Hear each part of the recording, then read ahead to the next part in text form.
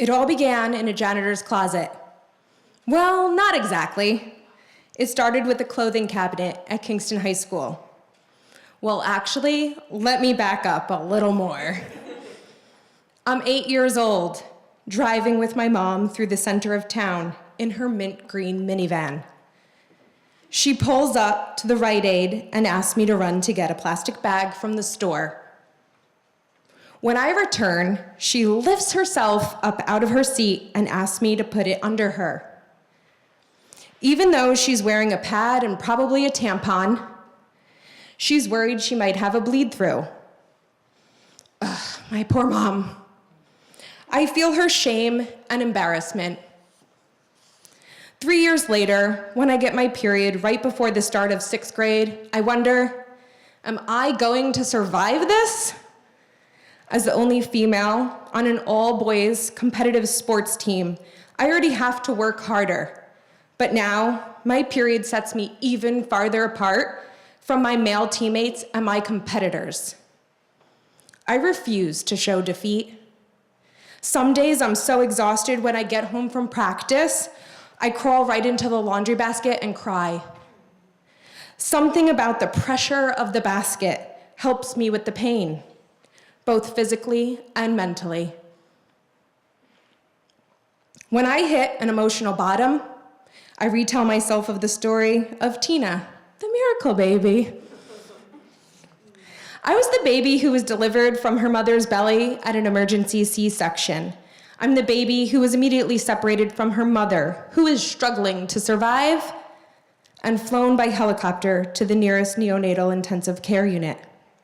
I'm the miracle baby, whose father carried her at a dun run until he reached the doors of the helicopter pad, where he was forced back by the hospital personnel who brought me aboard.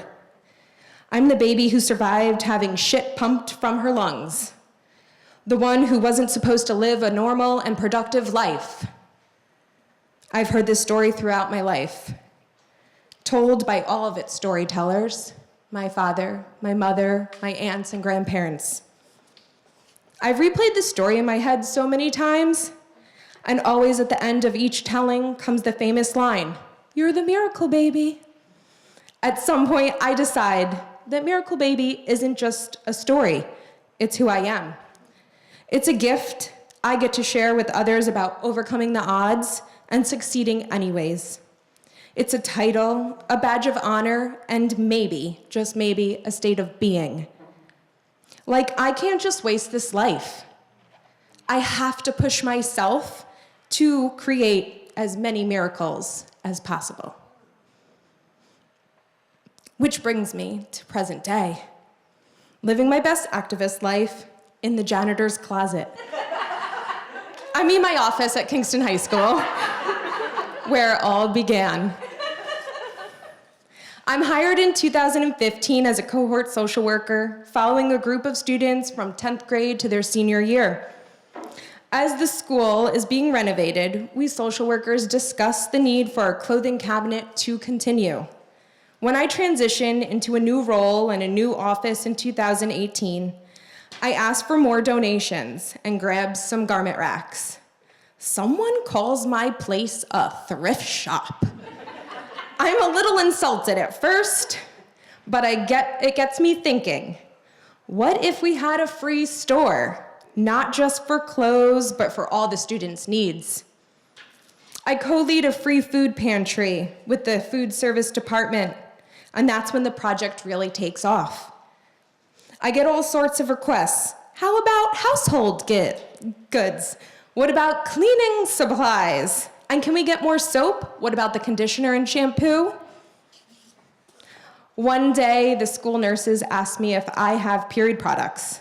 My intern, Becky, does some research and learns that New York State Public Health Law 267 calls for all elementary and secondary public schools in the state serving students in any grade from grade 6 through grade 12 provide feminine hygiene products in the restrooms of school building and buildings. Such products shall be provided for no charge to students. Why are there no period products in the schools? a group of students come to me and tell me they want to form a period power club. One afternoon, we're all sitting on my office floor, excited to just be putting together these boxes for a period product drive. The principal walks in and asks, "Wow, what's happening here?" I joyfully blurt out, "It's for Period Power Club." He just turns around, puts his hand up in the air, and walks out. I feel small, very unsupported, and so do the students working on this project. I can see it in their eyes. But we use this moment of rejection to light a fire under their feet, and with the free store taking off, we set the boxes up. We advertise the drive and get excited all over again. By the end of the drive, we have received one measly box of period products. The feeling of rejection returns. It feels like no one cares. We're not good enough. Deep-rooted feelings that come from being marginalized.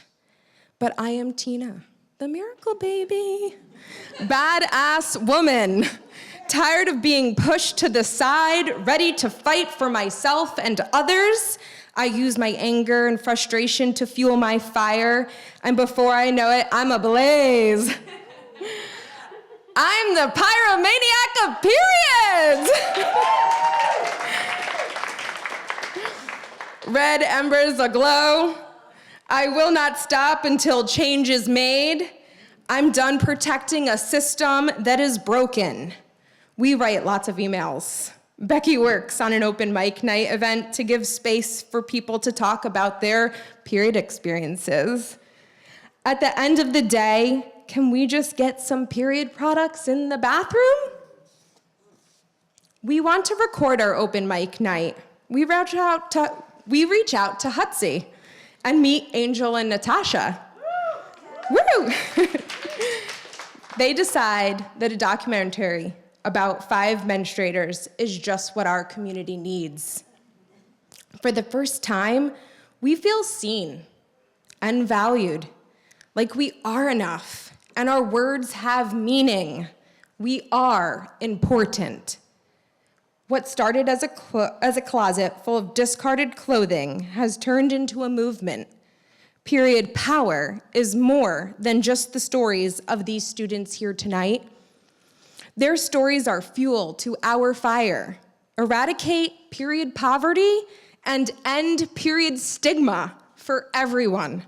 Tina, the miracle baby, all grown up. Tina, the Tampon Lady, won't stop here. Until we have won.